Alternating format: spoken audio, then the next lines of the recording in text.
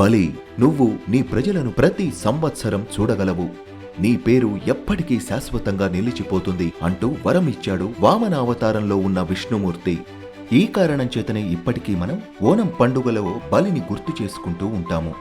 పిల్లలు, మహాబలి గురించిన ఈ కథ అంతా ఎంతో శ్రద్ధగా విన్నారు కదా. ఈ కథ నుంచి గ్రహించాల్సిన విషయాలు ఏంటి అంటే, ఎవ్వరికైనా మనం మాట ఇచ్చామంటే ఆ మాటని నిలబెట్టుకోవాలి. దానం, ధర్మం, నిజాయితీ ఇవన్నీ ఒక మనిషి యొక్క గొప్పతనాన్ని పెంచుతాయి. ఇతరులకు మనం కూడా మనకు చేతనైనంత సహాయం చేస్తూ ఉండాలి.